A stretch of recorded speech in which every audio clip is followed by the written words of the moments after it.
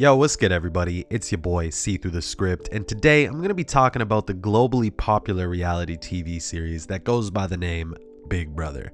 For those who haven't seen my Andrew Tate video I released not too long ago, I briefly talked about this weird ass reality show because Andrew Tate actually starred in the show's UK version. However, today we're not going to be talking about that individual, rather the show itself and its obsession with glamorizing the idea of hyper-surveillance for the average day person. Now, what really made me want to make this video was the overt usage of the all-seeing eye symbol from the cover art to the TV show's intros.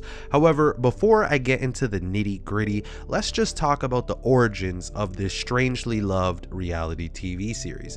Big Brother was created by a Dutch media tycoon by the name of John de Mol Jr. This is the man behind many popular TV shows that have amassed a large following over the last 2 decades plus. Shows like Big Brother, Deal or No Deal, The Voice, you name it. Let's just say this individual had a talent for capturing the minds of the masses. Now, using the practice of English gematria, notice the word Dutch, the name John de Mol Jr., all-seeing eye, mind control, Society of Jesus, they all equal 56. This number will be mentioned a lot throughout this breakdown.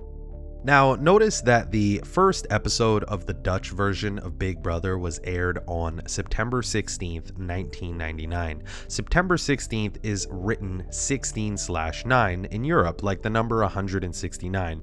Well, in gematria, when you spell out Big Brother show, it equals 169. Think about how it matches the date of the first time the show was ever aired.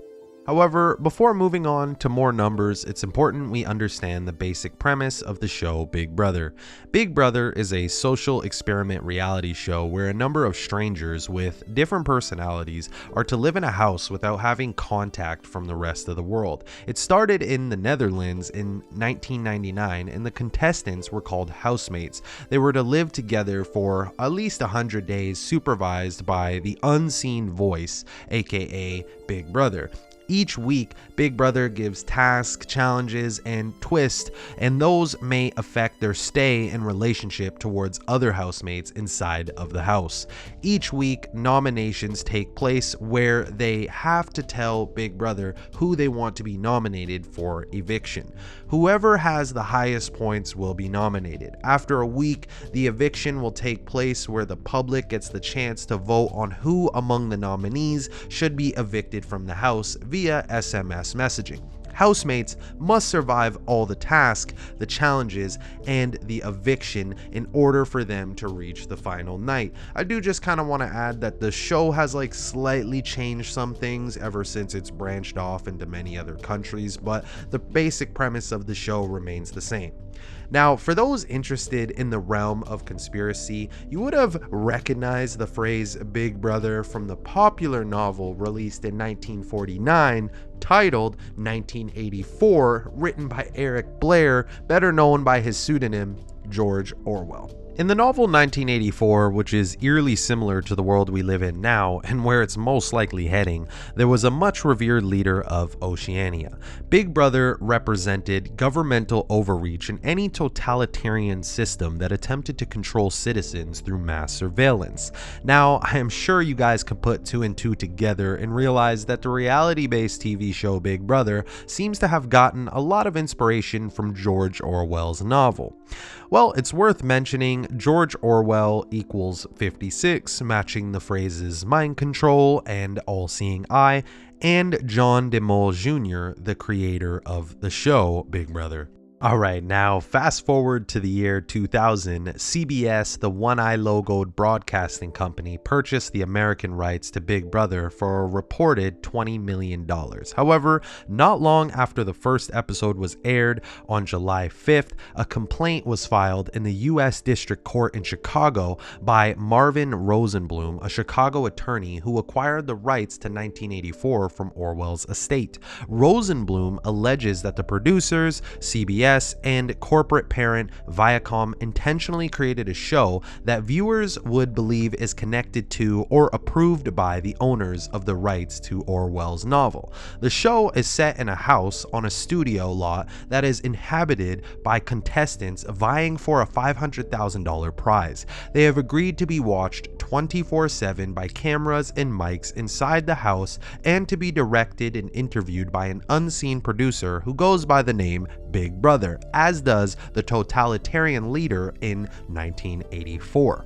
Now, when you look at the Dutch media company that aired Big Brother for the first time, they went by the name Endemol, which derived from the names of the owners, first being Joop van den Ende and John de Mol, hence Ende Mol, the combination of their surnames. And sorry if I mispronounce those, I do not speak Dutch. Now, notice what they chose for the logo for their television production company. Of course, they had to go with the all-seeing eye. Again, I and many have said this before, the TV is one of the best tools for programming the minds and straight up putting people under mind control. I must mention again, all-seeing eye and mind control match in the reduction ciphers of 56 and 61.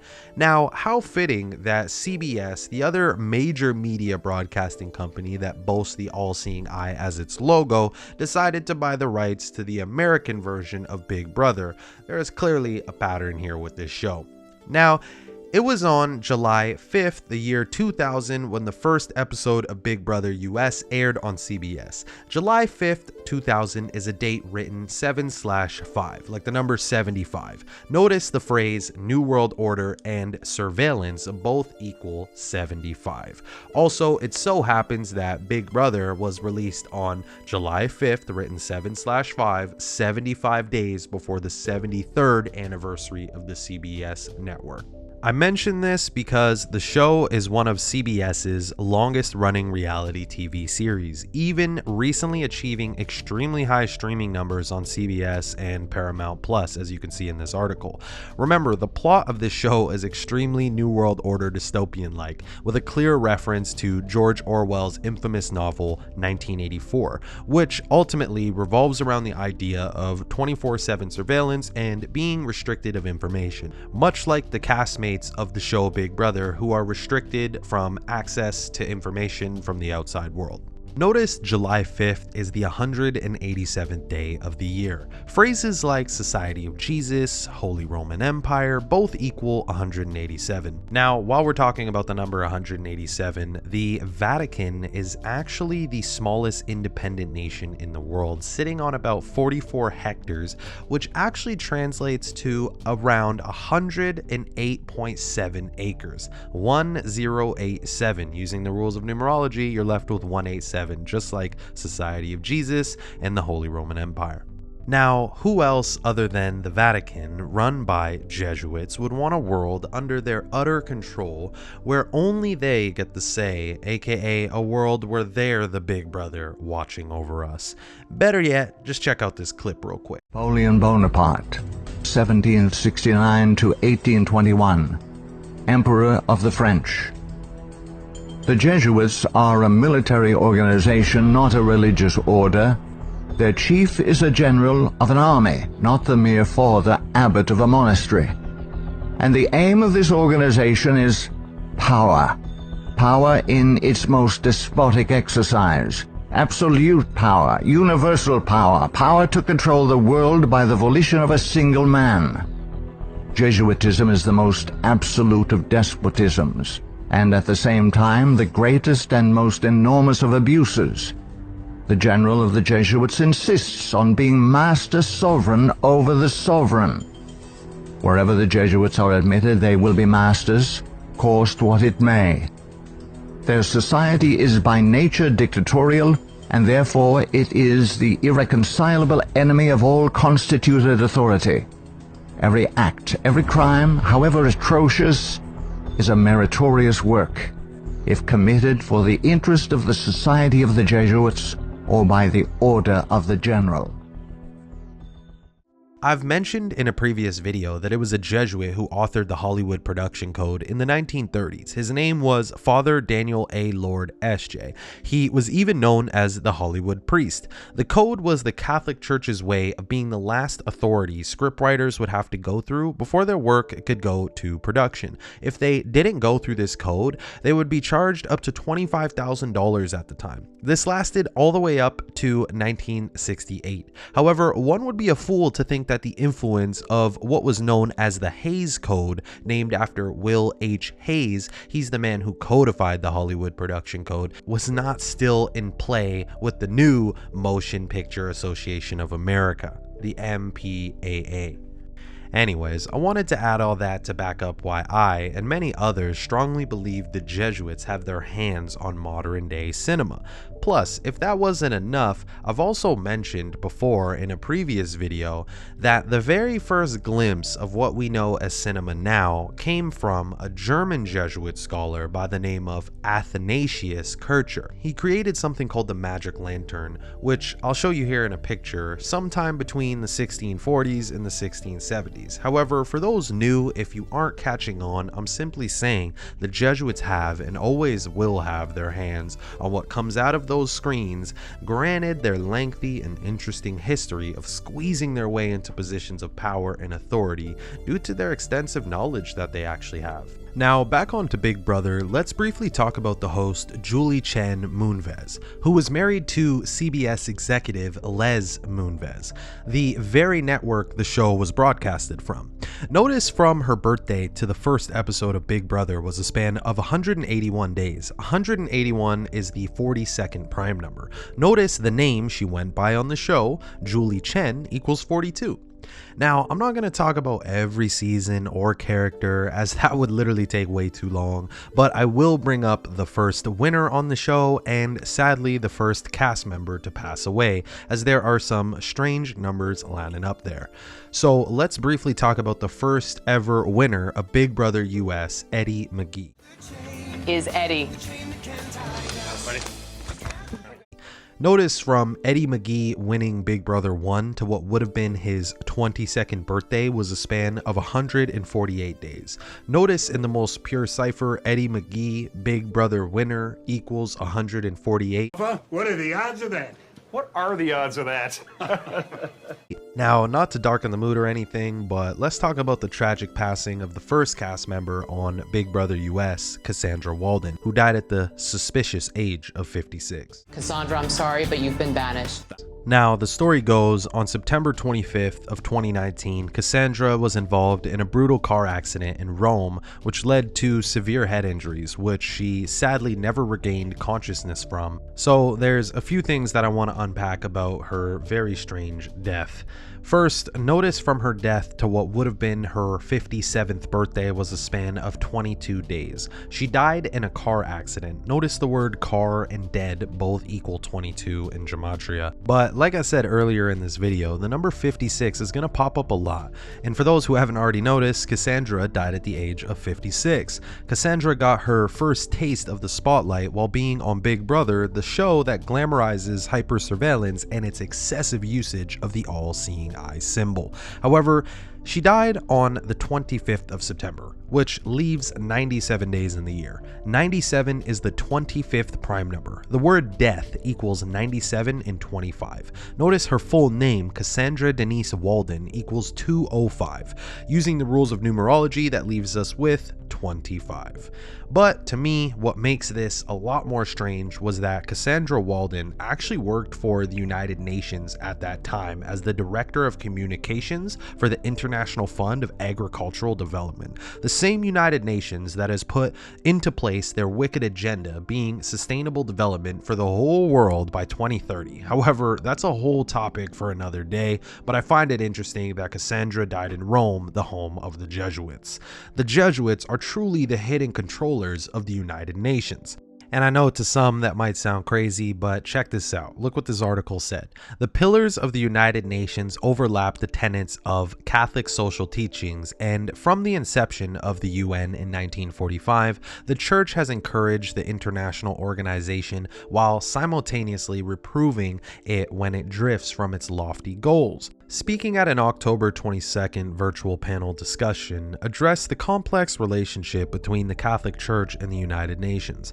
Archbishop Gabriel Cacha, Vatican ambassador to the United Nations, said during the Second World War, Pope Pius XII promoted the formation of a worldwide institution to foster peace, security, stability, and justice by promoting human dignity, defending the family, work and social unity, rehabilitating the judicial order, and supporting supporting the concept of states that serve rather than subjugate.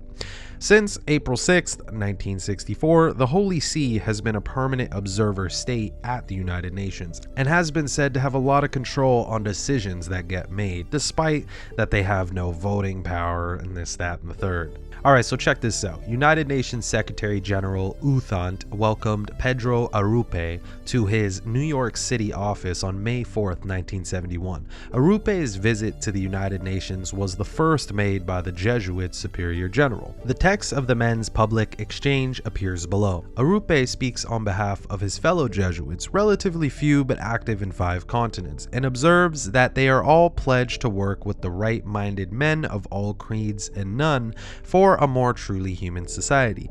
Thant replies to Arrupe, "Be assured that the Jesuit contribution to the work of the United Nations is both needed and appreciated." He notes how Jesuits are particularly well endowed to help meet the spiritual and intellectual needs of our times, pointing specifically to the spirit of internationalism that has characterized the Society of Jesus for 4 centuries, and how Jesuit teachers, scholars, and scientists have supported the profound belief that training, discipline, and education are a prerequisite to a high human accomplishment. Anyways, I know it seems like I'm off track, but the point of that was to hammer home that Cassandra Walden died in the home of the Jesuits, working for a very powerful organization that is run by Catholics covertly and overtly. So, a lot of Jesuit Catholic talk there for a video that's supposed to be about Big Brother, but I just really wanted to make sure that part was clear. Now, let's just get down to the truth. Reality TV is not harmless entertainment like most would like to think. Reality television, according to Brad Gorham of Syracuse University, has an effect on the behaviors of people in society. He claims that people are easily influenced by reality television because they eventually copy the behaviors portrayed on television and use them in real life. According to Philip Ross of International Science Times, reality television has a detrimental impact on our perceptions of the world based on an observational study from University of Wisconsin. In this study, 145 students from the university were surveyed based on reality television consumption. The study concluded that reality television viewers believe that the argumentative and conniving behaviors portrayed on television shows is considered normal in today's society. The point is that there has been studies on the damning effects of reality TV, but like most studies say, it seems that most people are just looking for a way to escape the real world only to entrench themselves in a fake one. The numbers even align with this reality. Notice that the phrase Big Brother, brainwashed, and reality television all equal 104. For those wondering the significance of the number 104, well, as I've mentioned throughout this video, who other than the Roman Catholic Church, which equals 104, run by the Pope, which equals 104, would want the whole world brainwashed under their control, living by their ideologies, using all forms of entertainment that they have control on to achieve this goal? That's just something to sit on right there. But anyways, y'all, that's just my take on the reality TV series Big Brother. I'm sure there's even some more gems that I missed, so please be sure to add them in the comments. I'd love to hear them. Also, I know that I got a little sidetracked with the Jesuit talk, but hey, what's the harm in learning a bit more, right? So I appreciate all of those who stuck around and watched it till the end. Be sure to like, comment, and subscribe. One love. It's your boy Script, and I'm out of here. Peace, peace, peace.